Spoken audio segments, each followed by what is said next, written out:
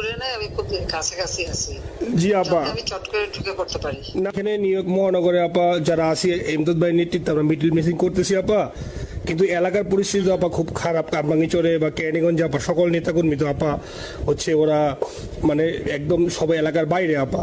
এখন ওদেরকে তো আপা আমি সবার সব মার্ডার কেস, আর কিছু সব মার্ডার কেস, জি আপা এখন সবার বিরুদ্ধে মার্ডার কেস। হ্যাঁ, এখন আপা আপনি যদি বলেন আপা, আমি তো আপা এখান থেকে আমার এলাকার যে ছেলে পেলে আছে যেগুলো ছাত্রলীগ যুবলীগ আমি যতটুকু পারি আপা সহায়তা করতেছি।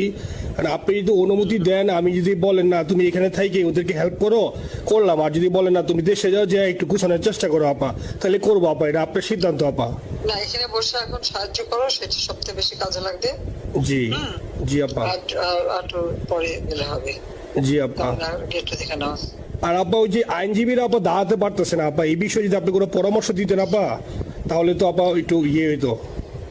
না আইনজীবীরা যেতে পারে না, দাঁড়াতে পারে না, সেখানে করে।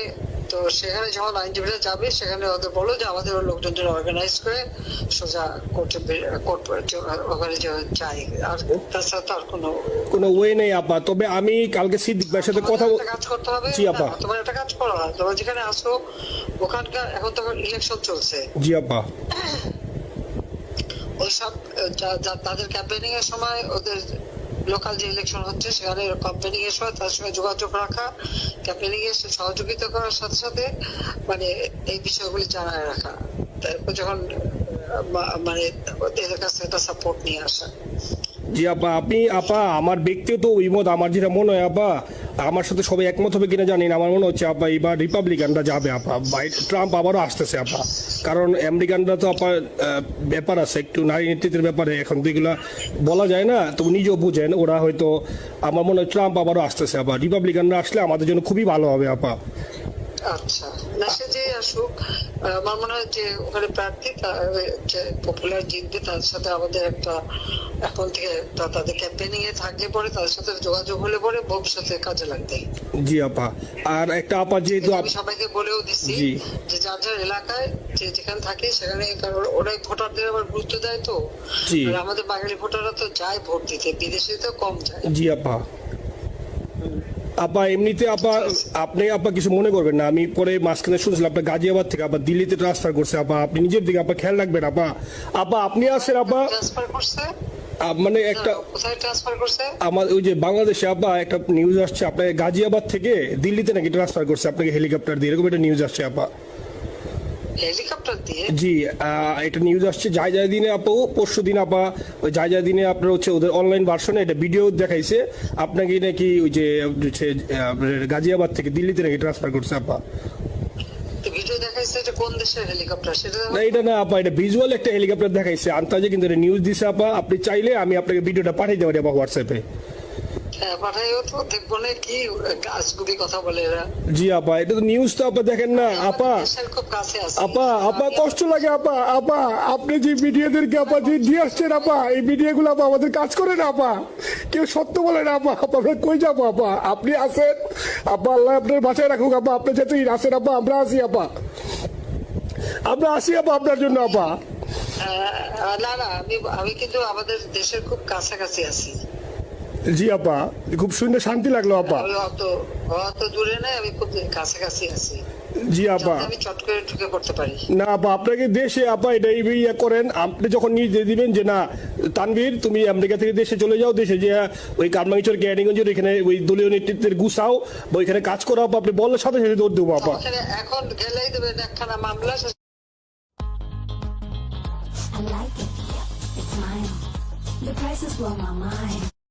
কিছু করতে পারবে না, বরং এখানে বসে যে মামলা দিচ্ছে।